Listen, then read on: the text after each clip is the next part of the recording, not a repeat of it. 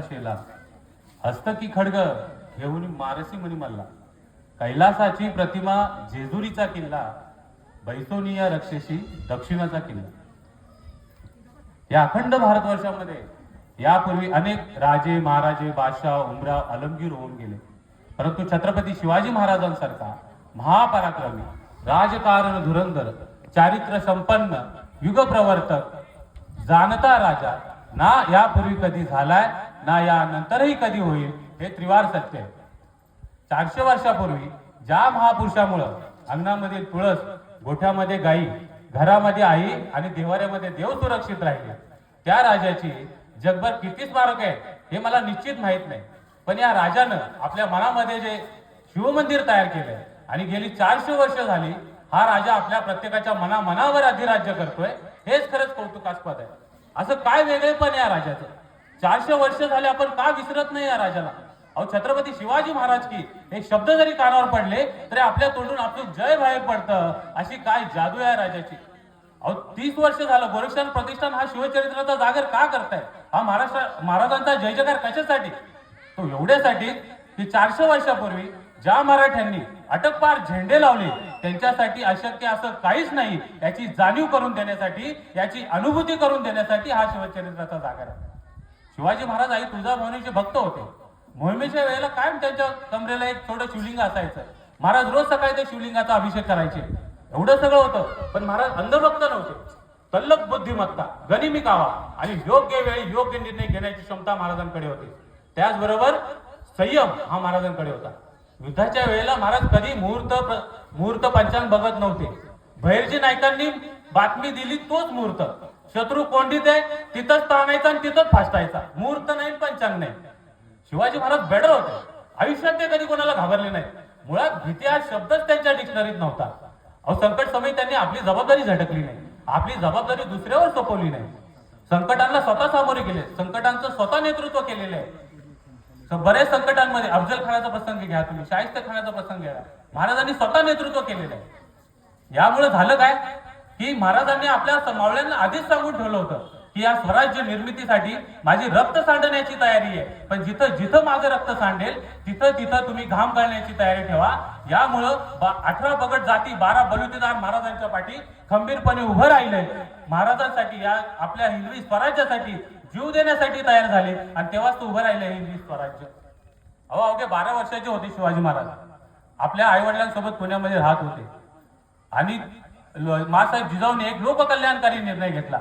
त्यांनी असं सांगितलं की मोठे पुत्र शंभूराजे हे कर्नाटकातच राहतील आणि इतर राज्य निर्माण करतील आणि धाकले पुत्र शिवबाराजे हे पुण्यात जातील आणि पुण्यात स्वराज्य निर्माण करतील. ठरल्याप्रमाणे मासाहेब जिजाऊ आपल्या 12 वर्षाच्या शिवबाराजास घेऊन पुण्याकडे जायला निघाल्या. आता जाताना एका पित्यानं शहाजीराजेनं आपल्या मुलास काय द्यावं? आपण आपल्या मुलास काय देतो? बाहेर जाताना खेळणी देतो, खाऊ देतो, पैसे देतो. शहाजीराजेने आपल्या मुलास काय दिलेलं आहे? 3 गोष्टी दिलेल्या आहेत. एक ध्येय दिलंय, एक स्वप्न दिलंय, एक महत्वाकांक्षा दिली आहे. स्वतः संस्कृत मधून तयार केलेली मुद्रा दिलेली आहे. काय लिहिलंय त्या मुद्रेत? प्रतिपचंद्र लेखेव वर्धिष्णुर विश्ववंदिता शाह सुनो शिवशैषा मुद्रा भद्राय राजते. प्रतिपदेच्या चंद्राच्या कलेप्रमाणे तुमचं राज्य वाढत वाढत जाईल आणि एक दिवस ते विश्वाला वंदनीय होईल. इथे आत्मविश्वास आहे बघा एका मुलावरती आपल्या पित्याचा. आणि हीच मुद्रा स्वराज्याची राजमुद्रा म्हणून राज्याभिषेकाच्या वेळेला महाराजांनी घोषित केली. दुसरी गोष्ट काय दिलेली आहे? एक छोटं मंत्रिमंडळ दिलेलं आहे. याच मंत्रिमंडळाचं राज्याभिषेकाच्या वेळेला अष्टप्रधान मंत्रिमंडळ झालं होतं. या मंत्रिमंडळामध्ये कोण कोण होतो?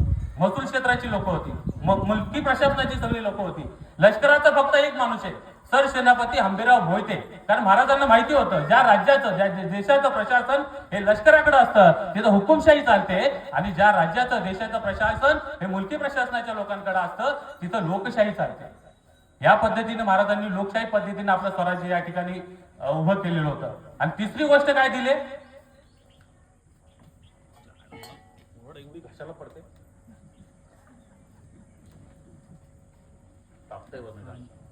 तिसरी गोष्ट काय दिले? परमपवित्र भगवा ध्वज.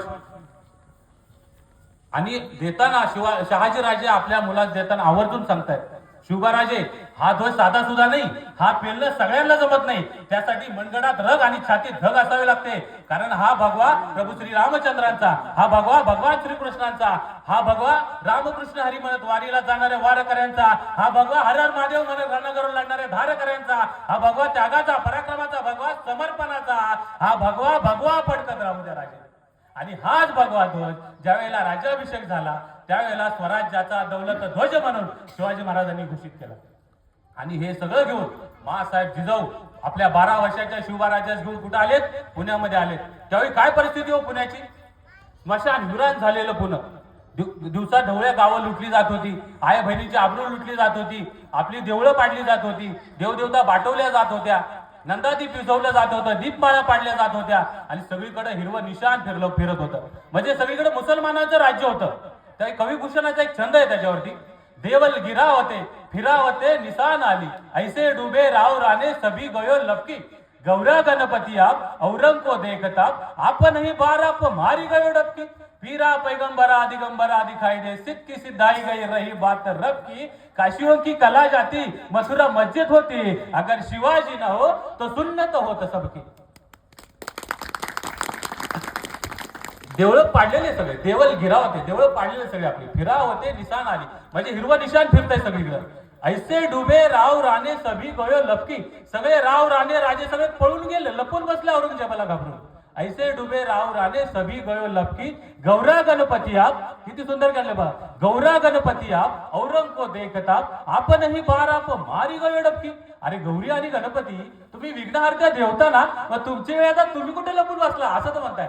गौरा गणपती आप औरंग को देखता आपण ही बार आप मारी गयो डबकी, पीरा पैगंबरा दिगंबरा दिखाई दे, सिद्ध की सिद्धाई गई रही बात रब की, काशियों की कला जाती, काशीला उकळ आली असती, मथुरा मस्जिद होती, मथुरेची मस्जिद झाली असती, अगर शिवाजी ना हो तो सुन्नत होत सबकी, आपल्या सगळ्यांची सुन्नता झाली असती असं ते म्हणतात. एवढंच नाही तर आपल्या वेदांचं रक्षण शिवाजी महाराजांनी केलंय, प्रसिद्ध पुराणांचं रक्षण शिवाजी महाराजांनी केलंय असं ते म्हणतात. वेद राखीव विनीत पुराण प्रसिद्ध राखीव, राम नाम राखीव अति रसना सुधर्मे. वेदांचं रक्षण केलंय, प्रसिद्ध पुराणांचं रक्षण केलंय आणि मुखामध्ये जिभेवर राम नामाचं रक्षण केलंय. त्यावेळेची परिस्थिती इतकी भयानक होती की तुम्ही मुखातून राम नामाचा जप सुद्धा करू शकत नव्हता.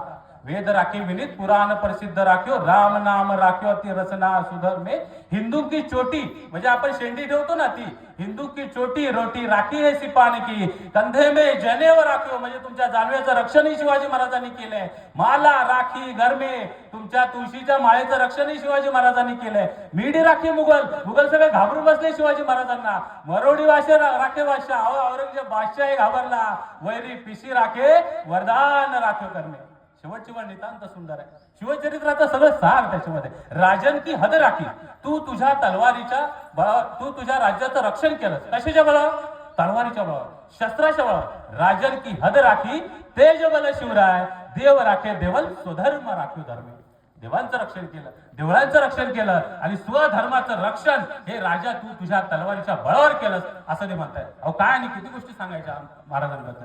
आमचे रामदास स्वामी तर असे म्हणतात, निश्चयाचा मावेरू होत जनासी आधारू, अखंड स्थितीचा निर्धारू श्रीमंत योगी, परोपकाराची राशी उदंड घडती जयाशी, तयाचे गुण महत्वाशी तुलना कशी, कशी तुलना करायची या गुणाची. किती गुण आहेत महाराजांचं? यशवंत, कीर्तिवंत, सामर्थ्यवंत, वरदवंत, पुण्यवंत, नीतिवंत, जाणता राजा, आचारशील, विचारशील, दानशील, धर्मशील, सर्वज्ञपणे सुशील, सकळा ठाई आणि मग या भूमंडळाचे ठाई, धर्म रक्षी ऐसा नाही.